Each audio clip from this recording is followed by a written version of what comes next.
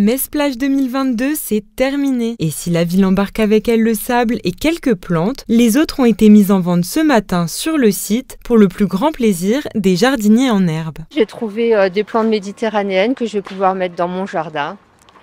J'ai eu quelques informations qui m'ont été données par le personnel et donc voilà, je sais où les mettre et quand les mettre. Et si Corinne apprécie avoir pu bénéficier de conseils dans le choix de ces quelques plantes, cette vente tombait à pic pour Florence qui vient d'acheter une maison. Elle souhaite aménager son jardin à moindre coût. J'ai acheté un forsythia, 2 bambous, un lilas des Indes, un palmier et je crois que c'est tout. C'est déjà pas mal. Rien que le forsythia, on le voit sur l'étiquette, il est à 100 € alors que 150 € normalement. C'est sûrement la grande variété de plantes et les prix réduits de 30% qui ont attiré une horde de jardiniers dès 8 heures. Pour les retardataires, il a fallu piocher dans les végétaux restants parmi les centaines qui ornaient Metz-Plage. Je suis venue trop tard, il n'y a plus rien. En fait, il faut venir très tôt le matin.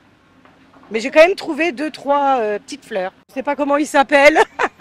C'est un peu japonais, c'est sympa. Si l'ensemble des visiteurs semble satisfait pour la jardinerie botanique qui apporte tous les ans de la verdure à Metz-Plage, c'est aussi un combo gagnant. Il y a beaucoup de mobilier, donc c'est vrai que ça permet aussi d'avoir une petite forêt amazonienne, enfin de recréer l'ambiance plage en fait. Et une fois que l'événement est terminé, nous on les vend, comme ça nous évite de les ramener directement au magasin. Pour nous c'est très bien parce que comme on a un bon partenariat avec la ville de Metz, ça permet justement d'avoir un beau décor pour Metz-Plage. Et une fois que c'est fini, nous, on organise un bon événement et ça nous fait un bon chiffre d'affaires aussi pour nous. Chaque année, c'est quand même souvent de la folie, mais là, cette année, je crois que c'est encore plus intense quand même. Une vente à succès, mais certains clients ont eu les yeux plus gros que le coffre. Ils en prendront peut-être de la graine pour l'année prochaine.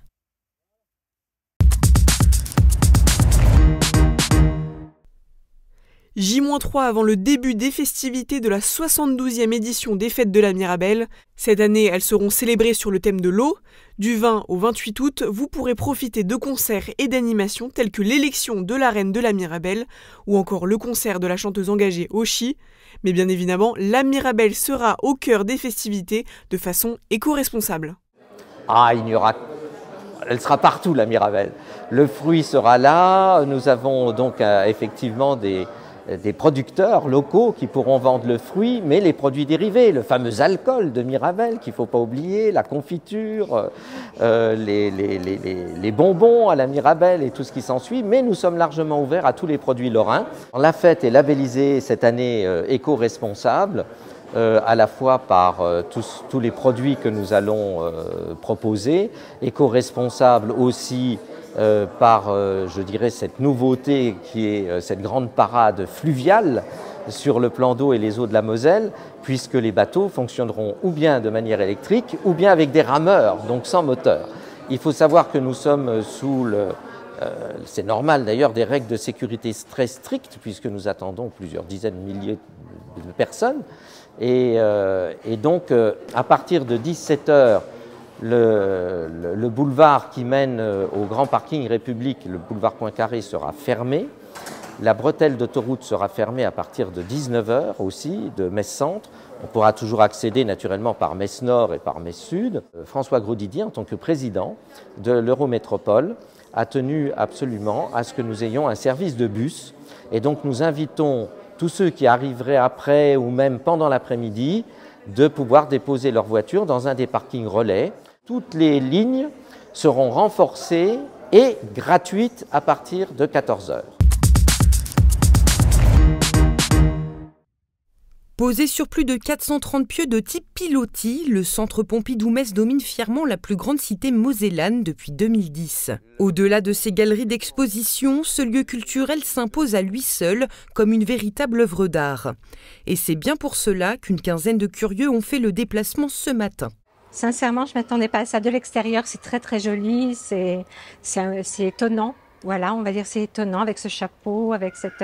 Voilà, la structure est très belle vue de l'extérieur, mais lorsqu'on découvre à l'intérieur, voilà, le fait que les artisans sont de véritables artistes. Des artistes qui ont assemblé 16 000 pièces de bois réalisées sur mesure pour composer l'immense charpente, drapée d'une membrane protectrice de 8 000 m², soit la taille de 2 stades de foot. Sur les planches de l'édifice, depuis ses premiers plans, Christian orchestre la visite. C'est vraiment de donner la possibilité à quelques personnes de toucher l'exclusivité, de pouvoir se rapprocher au plus près de la toiture, de pouvoir aller à des endroits normalement inaccessibles au public et de pouvoir tout le long de la visite leur donner des petites anecdotes du chantier, ce qui s'est passé, ce qui a changé entre l'origine et maintenant. Anecdote la plus notable, un restaurant aurait dû voir le jour au 4e étage de la bâtisse, juste sous le toit. Mais faute de ses 27 mètres de hauteur, la réglementation imposait davantage de normes de sécurité. Peu importe, les visiteurs sont éblouis par le spectacle offert.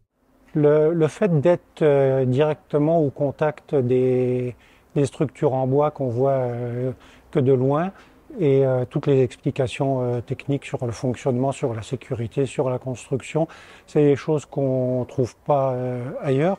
C'est vraiment une excellente idée d'avoir fait cette visite.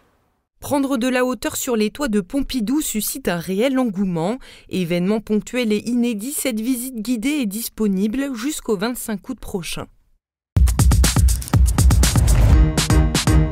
Quentin Bigot n'a pas tremblé ce matin lors des qualifications du lancer de marteau à Munich, théâtre des championnats d'Europe. Avec un G à 77,22 m, le Mosellan a pris la 2e place de son groupe et la 6e place du concours. Un mois après sa 4e place aux Mondiaux de Gênes aux États-Unis, il tentera de faire mieux et de monter sur le podium. Pour y parvenir, il devra sans doute aller au-delà des 80,50 m, faire mieux que le Norvégien Eivind Henriksen, les redoutables Polonais Pavel Fajdek et Wojciech Nowicki. Un défi pas totalement marteau.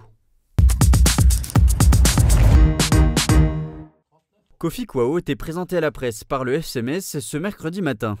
Arrivé vendredi en provenance de Vizela au Portugal, le joueur de 24 ans espère franchir en Moselle une nouvelle étape dans sa carrière.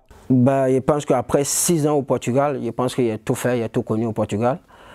Pour moi, la question que je me suis posée après la fin du championnat de cette année, c'était est-ce qu'il était capable de refaire ce qu'il a été capable de refaire durant ces 2 dernières années.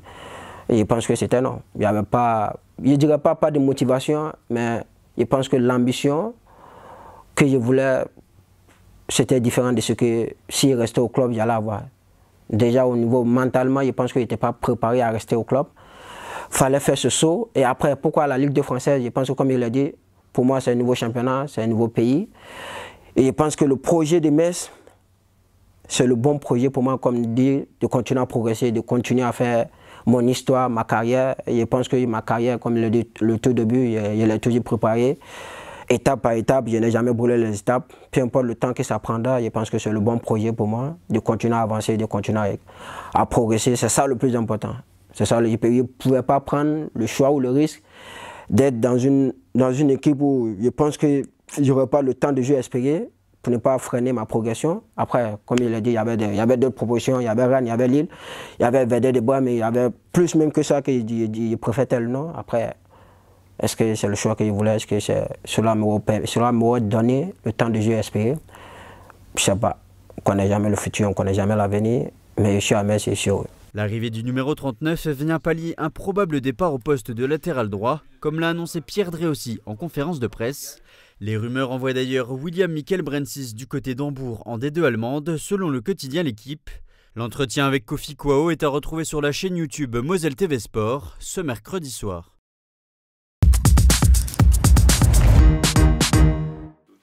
À l'occasion de la présentation de Kofi Kouao, Pierre Dréossi a eu l'occasion de donner des nouvelles de Kiki Kouyaté, qui a refusé de jouer samedi face à Valenciennes.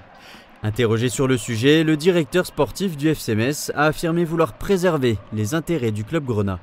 Non, je n'ai pas de commentaire à faire pour l'instant. On essaye de régler ça tranquillement, et en tout cas pour que le club soit respecté et bien défendu. Pour rappel, selon L'Équipe, Kiki Kouyaté n'aurait pas digéré le choix du club d'accepter l'offre de la Salernitana pour Dylan Brown, bien inférieure aux 7 millions d'euros que le club italien avait proposé pour s'offrir ses services, tout en multipliant par 7 son salaire. Le joueur de 25 ans était d'ailleurs absent de la séance ce mardi matin. La conférence de presse de l'entraîneur messin Laszlo Bologna, prévue ce jeudi, pourrait permettre d'y voir plus clair avant le déplacement à Laval ce samedi.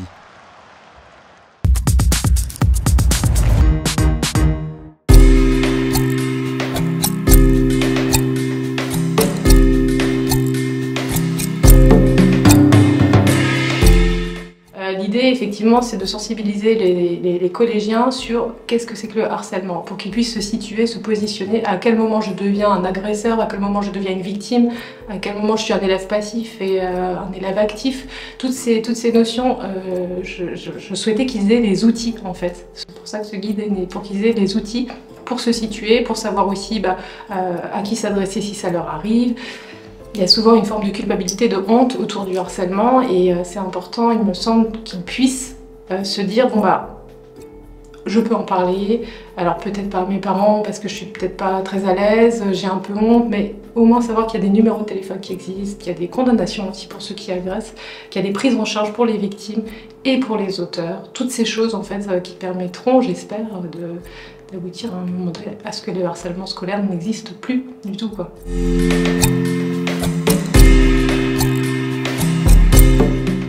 La description de toutes les sortes de harcèlement, le rôle de chacun dans la prise en charge du harcèlement, c'est-à-dire le rôle de chacun, ça va être le rôle des élèves eux-mêmes, le rôle des parents, le rôle des enseignants, les sanctions, les condamnations, toutes ces choses en fait qui tournent autour du harcèlement qu'on ne sait pas forcément. Et l'idée, pour moi, je pense que c'est dans cette triangulaire entre enfants, parents et enseignants, s'il y a une bonne cohésion, une réflexion collégiale autour de ce sujet-là, qu'on arrivera vraiment à venir à terme du harcèlement, parce que sans ces trois facteurs importants, je pense que c'est difficile.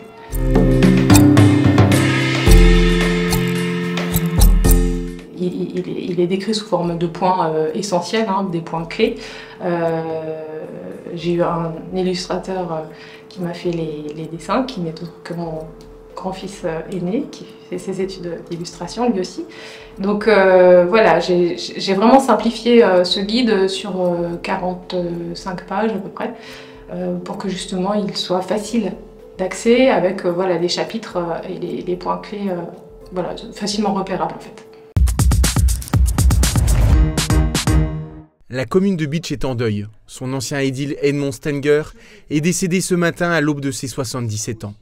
Il n'a pas survécu à son accident à vélo de samedi dernier. Cet ancien avocat général honoraire à la Cour d'appel de Paris avait été maire de 2001 à 2008, menant principalement une politique de tourisme dans la cité fortifiée. Il avait mené de nombreux travaux de réhabilitation de la citadelle et avait particulièrement embelli la ville. La rédaction de Moselle TV présente ses plus sincères condoléances à sa famille.